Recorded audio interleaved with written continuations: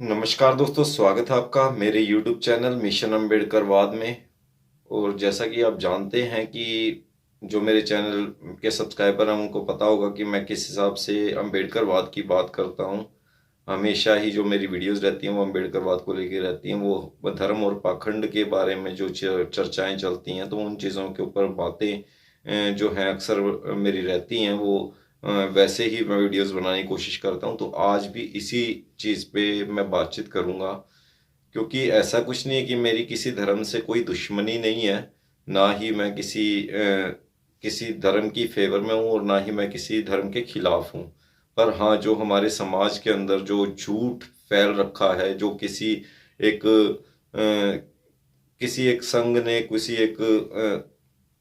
एक स्पेशल जो लोग रहे, उन्होंने जो एक झूठ फैलाया हमारे समाज के अंदर धर्म को लेकर, धर्म के नाम पर। और ऐसी बहुत सी चीज़ें रही, तो उन चीज़ों के ऊपर कुछ चर्चा हम करते रहेंगे। इन फ्यूचर भी वो चर्चा चलती रहेंगी, क्योंकि अगर मेरे विचारों के अंदर अगर आपको कुछ भी ऐसे सवाल खड़े होते हैं, तो वो आप मुझे कमेंट बॉक्स में ज़रूर लिखिएगा, ताकि हमारी जो बातचीत है तो कुछ आगे बढ़ सके। और मैं नहीं चाहता हूँ कि हाँ ठीक है, आपका कोई भी गलत कमेंट आए, क्योंकि देखिए, अगर मैं ढंग से यानी एक साइंटिफिक तरीके से बात करना चाह रहा हूँ, और ठीक है, बुद्धि के लिए हमें ज़रूर जाना जाना चाहिए कि हाँ, क्योंकि हम इंसान हैं और इंसान अपनी बुद्धि का अच्छे से प्रयोग कर सकता है। तो हम बुद्धि के अकॉर्डिंग ही काम करना चाहेंगे। तो मैं जो चीज़ है वो मैं बातचीत आपसे जो करना चाह रहा हूँ, तो वो जो हमारे समाज के अंदर एक झूठ फैल रखा है। क्योंकि अगर अगर आप कुछ भी ऐसी चीज़ें चेक करते हैं जो हमारे धर्म के अंदर कुछ ऐसी बातें लिखी गई हैं, जैसे कि कोई भी एक बात पकड़ के चलते हैं हम, कि ब्रह्मा के मुख से जो है वो ब्राह्मण पैदा हुआ, ब्रह्मा की भुजाओं से जो है वो क्षत्रिय पैदा हुआ, पेट से जो है वो वैश्य पैदा हुआ। क्योंकि शुरुआत अगर करी जाती है, तो इंसान की जो शुरुआत है वो ब्रह्मा जी से, इंसान की उत्पत्ति जो हुई वो ब्रह्मा जी से हुई। और वो कैसे हुई, वो वर्ण व्यवस्था, जो हिंदू धर्म को अगर हम लेके चलते हैं, तो हमें वर्ण व्यवस्था को फॉलो करना पड़ेगा। और फॉलो अगर करते हैं तो 85% जो लोग हैं वो शूद्र हैं। शूद्र जो पैरों से जो पैदा हुए ना, तो उनको शूद्र बोला गया। और उनका जो काम है, ऊपर के तीन जो वर्ण हैं, ब्राह्मण, क्षत्रिय और वैश्य, इन तीनों की सेवा करना जो है वो शूद्र का काम रहता था।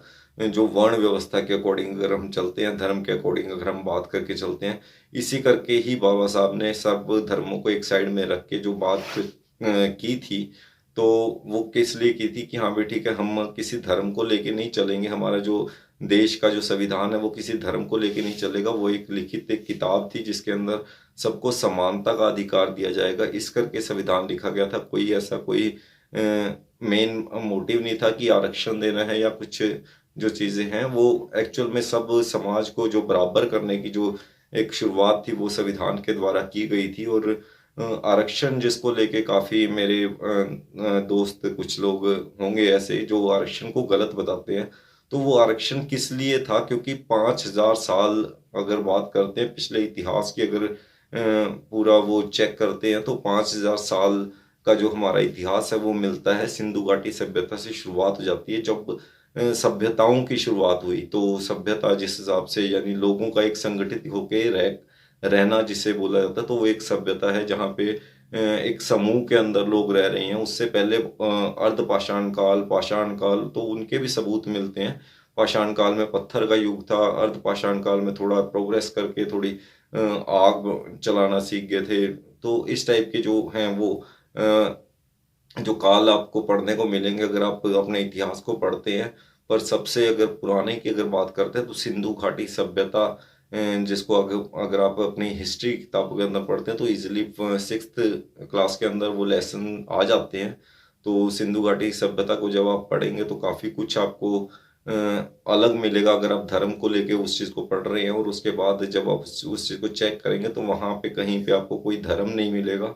ठीक है, वहाँ पे हाँ, बौद्धिक स्तूप जरूर मिलेंगे आपको। बुद्ध के स्तूप बने हुए हैं, जो सांची स्तूप की अगर बात करते हैं, तो वो जो स्तूप हैं, तो उस टाइप के स्तूप आपको सिंधु घाटी सभ्यता के अंदर आपको मिलेंगे। तो ये जो चीजें अगर सबूत आपको, जो सिंधु घाटी सभ्यता जो आज से 5,000 साल पहले थी, तो वहां पे अगर आपको स्तूप मिल रहे हैं तो आप अंदाजा लगा सकते हैं कि हाँ, हमारा प्राचीन जो भारत था उसके अंदर क्या चीजें रही। क्योंकि वहां पे आपको कोई भी शिवलिंग, कोई भी देवी देवता, राम कृष्ण या किसी भी देवी देवता की कोई प्रमाण नहीं मिलेंगे आपको। अगर पूरे इतिहास को अगर खोजते हैं तो 7वीं 8वीं सदी के बाद के आपको जितने भी देवी देवताओं की मूर्तियां हैं वो 7वीं 8वीं सदी के बाद की मूर्तियां मिलेंगी। उससे पहला हो सकता है कि हाँ, कुछ जैसे कि गणेश की कुछ मूर्तियां, गणेश को काफी फेमस किया गया कि हाँ गणेश कुछ है, जो हिंदू धर्म के अंदर काफी एक मान्यता दी गई है गणेश को कि हाँ भोलेनाथ के जो बेटे हैं, वट एवर जो भी एक स्टोरीज चलाई गई हैं।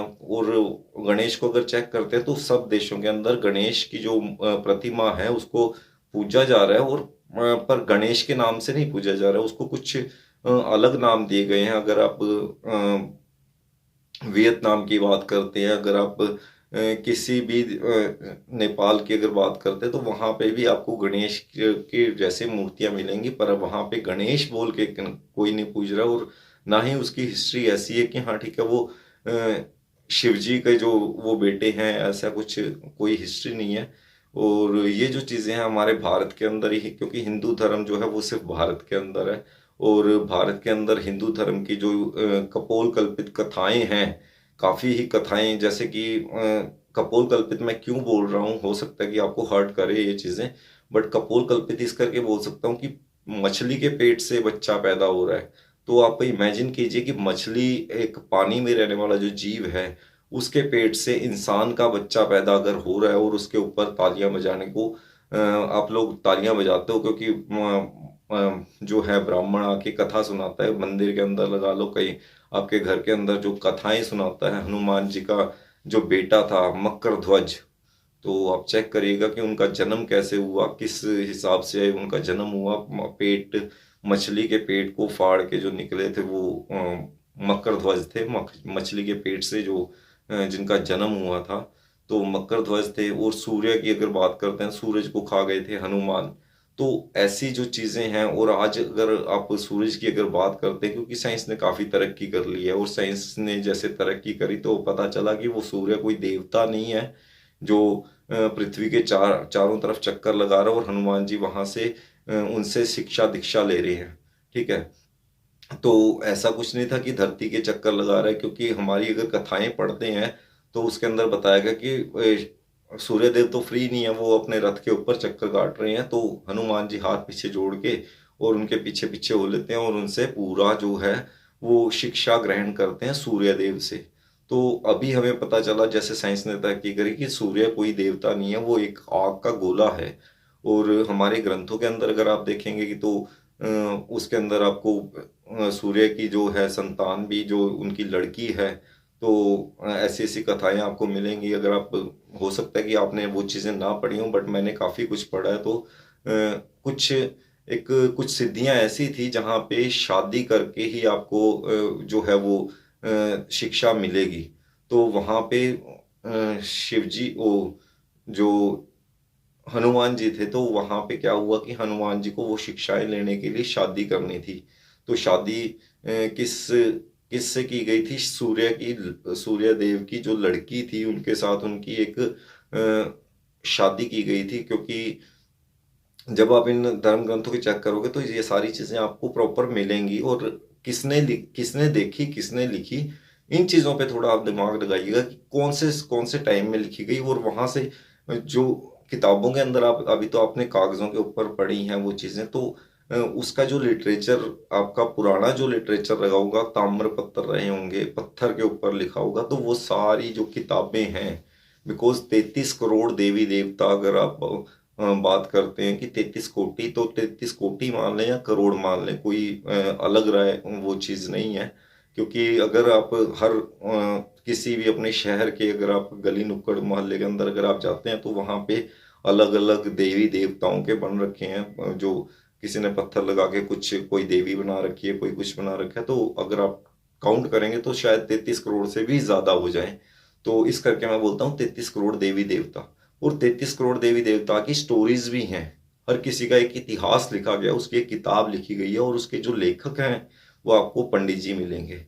वो किसी और जो कास्ट से हैं वो नहीं मिलेगा। वो पंडित जी ने उसकी स्टोरी लिखी होगी एक किताब के अंदर। वो पंडित जी कहाँ से स्टोरी लेके आए, उनको बताने वाला ऐसा कौन सा था कि हाँ ठीक है, वो अब बताते गए और वो लिखते चले गए। तो इन चीजों के ऊपर हम दिमाग नहीं लगाते हैं। 33 करोड़ देवी देवताओं की स्टोरीज आपको प्रॉपर मिल जाएंगी, ठीक है। और वो स्टोरीज कहाँ से कॉपी की गई, किसने कॉपी करी, किस समय कॉपी करी, तो वो सारी चीजें जब आप चेक करेंगे तो आपको उन चीजों के बारे में पता चलेगा। मैंने तो एक बात पढ़ी थी, बाबा साहब भीमराव अंबेडकर ने लिखी थी, जो कौम अपना इतिहास नहीं जानती वो कभी इतिहास नहीं रच सकती। तो मैंने काफी कुछ पढ़ा उसके बाद, और मुझे ऐसा कुछ नहीं था कि मैं ये सोच के चला था कि मुझे हिंदू धर्म को त्यागना है, पर जब मैंने अपने इतिहास को पढ़ा तो आज मैं हिंदू धर्म को त्याग चुका हूँ। और मैं प्रॉपर किस वे में चल रहा हूँ वो आप धीरे धीरे मेरे से बातचीत करेंगे, और आपको प्रॉपर पता चलेगा कि रैशनलिस्ट क्या होता है। रैशनलिस्ट इन द सेंस तर्कशील, ठीक है। हिंदी में अगर बोले तो तर्कशील, रैशनल आप हो जाएंगे अगर आप कुछ सवाल उठाना स्टार्ट करेंगे, कुछ अपनी बुद्धि का प्रयोग करना स्टार्ट करेंगे। और ऐसा कुछ नहीं है, मेरे किसी भी धर्म से, हिंदू हो, मुस्लिम हो, ईसाई हो, किसी से कोई दुश्मनी नहीं है। पर कुछ सवाल हैं जिन सवालों के जवाब अगर आप ढूंढते हैं, क्योंकि हम डिस्कस करते चलेंगे, क्योंकि ऐसा कुछ नहीं कि मेरा कोई वो पर्सनली मैंने आपको बताया कि ऐसी कोई मेरी दुश्मनी नहीं है किसी से भी। पर कुछ सवाल रहते हैं, वो उन चीज़ों के कुछ जवाब ज़रूर होने चाहिए। पर हमें जो हमारे धर्म गुरु हैं तो उनके पास भी इन चीज़ों का कोई जवाब नहीं रहता। वो सिर्फ आपको जवाब आखिर में क्या मिलेगा कि ये प्रभु की लीला है, ठीक है, प्रभु की लीला बोल के ख़त्म कर दिया जाएगा। ऐसे ही मुस्लिम धर्म के अंदर कि हाँ वो उस समय पे होता था, मोहम्मद ने किया था, पर अभी वो चीज़ें नहीं होंगी। ईसा मसीह के टाइम पे ईसा मसीह जिनने जो किया, 5,000 लोगों को रोटियां खिलाई, मछली खिलाई, सिर्फ 2 मछली और 3 रोटी, और ऐसा कोई किस्सा था कि हाँ ठीक है वो ईसा मसीह चले जा रहे हैं और पूरी भीड़ उनके पीछे है, 5,000 लोगों को उन्होंने उसी रोटी और मछली से वो सबको खिला दिया। तो ये सारी चीज़ें काफ़ी कुछ वो चीज़ें स्टोरीज हैं जिनको सच बोल के आपको बेवकूफ़ बनाया जाता है। वो चाहे पादरी लगा लो, चाहे वो मोहम्मद लगा लो, चाहे वो कोई प्रभु, कोई भगवान, कुछ भी आप लगा लो। तो वो सारी चीज़ें किसने लिखी, क्यों लिखी, कब लिखी, उन चीज़ों को चेक करिए, उसके बाद हम इन चीज़ों पे बातचीत करेंगे। और अगर कोई सवाल है बिना लड़े, बिना किसी गाली गलौज के मेरे से बात करना चाहे तो मैं आपके हर सवाल का जवाब दूंगा। और एक अच्छे तरीके से अगर आप बात करते हैं तो उस चीज़ के बारे में लंबी डिस्कशन चलेगी। और इन चीज़ों के लिए मैं जितने धर्मगुरु हैं उनको भी खुला चैलेंज देना चाहता हूँ कि अगर वो प्रूव कर सकते हैं कि अपने अपने जो इतिहास को वो प्रूव कर सकते हैं, या फिर मेरे साथ कुछ एक लेवल पे आके मुझे संतुष्ट कर पाए, तो मैं हिंदू धर्म दोबारा से ज्वाइन करने की पूरी कोशिश करूंगा। पर मुझे पता है कि हाँ ठीक है वो सारी चीज़ें नहीं कर पाएंगे वो प्रूफ। तो अगर कोई सवाल है तो मेरे कमेंट बॉक्स में ज़रूर लिखिएगा, आगे भी हम इसके बारे में चर्चा करते हैं। नए जो नेक्स्ट वीडियो रहेगा तो उसके ऊपर हम उसके अंदर उन टॉपिक्स पे बातें करेंगे जो आप कमेंट के अंदर लिखेंगे। और कमेंट लिखते रहिए ताकि हमारी बातचीत लगातार चलती रहे। तो आज के लिए सिर्फ इतना ही, मिलते हैं नेक्स्ट वीडियो के अंदर, तब तक के लिए जय भीम, नमो बुद्धाय।